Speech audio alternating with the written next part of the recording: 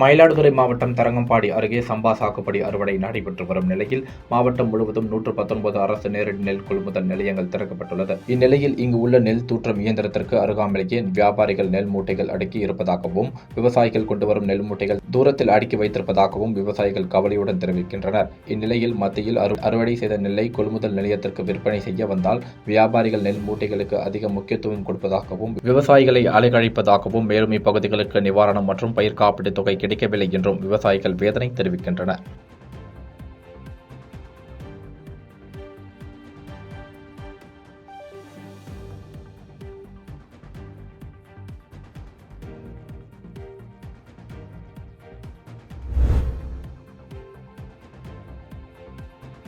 சிவகங்கை மாவட்டம் தேவக்கோட்டை அருகே கண்டன் தேவி சொர்ணபூதீஸ்வரர் கோவிலில் தேரோட்டம் பலத்த பாதுகாப்புடன் அமைதியான முறையில் நடந்து முடிந்தது.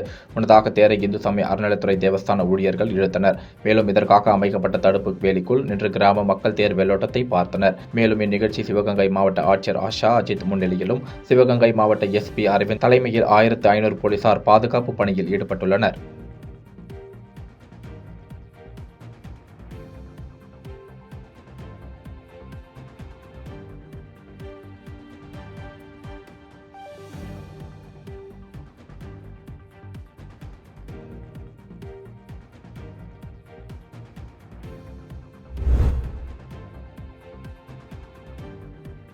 காஞ்சிபுரம் மாவட்டம் அடுத்த கீழ்கதிர்பூர் கிராமத்தில் அமைந்துள்ள அருள்மிகு அருணாச்சலேஸ்வரர் மற்றும் ஸ்ரீ அகத்தீஸ்வரர் ஆலயம் பல லட்சம் மதிப்பில் புனரமைக்கப்பட்டது. இந்நிலையில் ஆலயத்தின் அஷ்டபந்தன மகா கும்பாபிஷேகம் சிவாச்சாரியார் சதீஷ்குமார் தலைமையான குழுவினர் கணபதி ஹோமத்துடன் யாகசாலை பூஜை தொடங்கி பல்வேறு கால பூஜைகள் நடைபெற்ற பின் மகா பூர்ணசதி நடைபெற்றது. இந்நிலையில் அஷ்டபந்தன மகா கும்பாபிஷேகத்தை ஒட்டி விழாவில் கலந்து கொண்ட பக்தர்களுக்கு அன்னப்பிரசாதங்கள் வழங்கப்பட்டது.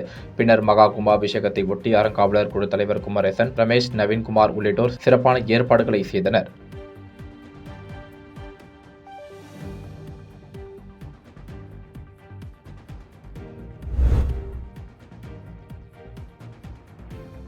திருவண்ணாமலை மாவட்டம் கீழ்பொன்னத்தூர் அடுத்த காட்டுக்குளம் கிராமத்தில் அமைந்துள்ள ஸ்ரீ செல்வ விநாயகர் மற்றும் ஸ்ரீ மாரியம்மன் ஆலயத்தில் அதிர்ஷ்டபந்தன மகா கும்பாபிஷேகம் விழா வெகு விமர்சையாக நடைபெற்றது. இந்நிலையில் முன்னதாக மங்கள இசை, கணபதி ஹோமம், கோ பூஜை, லட்சுமி ஹோமம், யாகசாலை பூஜைகள், மகா பூர்ணசீதி உள்ளிட்டவைகள், சிவாச்சாரியர்கள் வேத மந்திரங்கள் முழங்க யாகம் நடைபெற்றது. அதனைத் தொடர்ந்து கலச புறப்பாடு நடைபெற்று விமான கோபுர உச்சியில் கலச புனித நீர் ஊற்றப்பட்டு புனித நீர் பக்தர்களுக்கு தெளிக்கப்பட்டது. பின்பு தீபாராதனை நடைபெற்று இதில் ஏராளமான பொதுமக்கள் கலந்து கொண்டு சாமி தரிசனம் செய்தனர். பின்னர் கலந்து கொண்ட பக்தர்களுக்கு கோவில் நிர்வாகம் சார்பில் அன்னதானம் வழங்கப்பட்டது.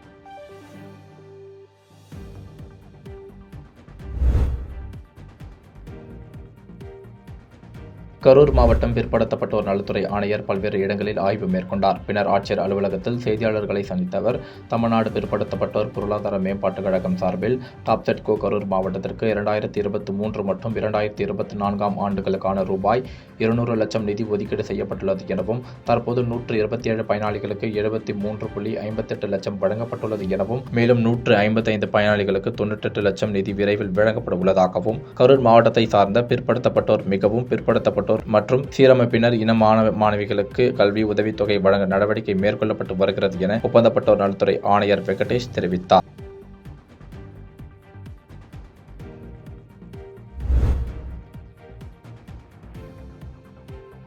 சேலத்தில் வலிப்பு நோய் குறித்த விழிப்புணர்வு, வலிப்பு தாக்கங்களை நிர்வகிப்பதில் செய்ய வேண்டியவை, செய்யக்கூடாதவை மற்றும் மேம்பட்ட சிகிச்சையின் அவசர தேவை குறித்து பொதுமக்களுக்கு விழிப்புணர்வு ஏற்படுத்தும் வகையில் மாரத்தான் ஓட்டம் நடைபெற்றது.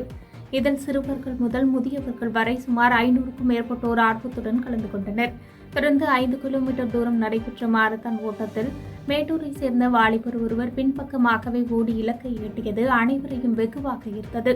இதைத் தொடர்ந்து நடைபெற்ற நிகழ்ச்சியில் சேலம் அரசு மருத்துவமனையின் மருத்துவ கண்காணிப்பாளர் தனபால் கலந்து கொண்டு மாரத்தான் ஓட்டத்தில் பங்கேற்ற அனைவருக்கும் சான்றிதழ்களை வழங்கினார்.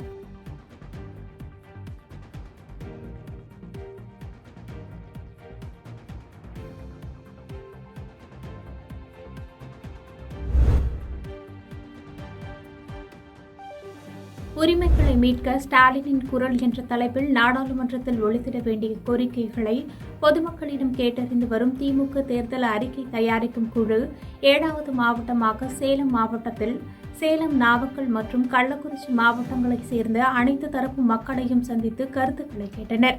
திமுக துணை பொதுச் செயலாளரும் நாடாளுமன்ற தேர்தல் அறிக்கை குழு தலைவருமான கனிமொழி எம்பி தலைமையில் தேர்தல் அறிக்கை தயாரிக்கும் குழுவில் உள்ள மாநிலங்களவை உறுப்பினர் அப்துல்லா உள்ளிட்டோர் அனைத்து தரப்பு மக்களை சந்தித்து அவர்களது கோரிக்கைகளை கேட்டறிந்தனர்.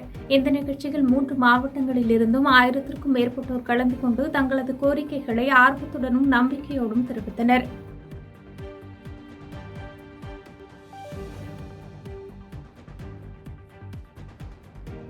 பாதகம் செய்பவரை கண்டால் நாம் பயங்கொள்ளலாகாது பாப்பா, மோதி மிதித்து விடு பாப்பா, அவர் முகத்தில் உமிழ்ந்து விடு பாப்பா.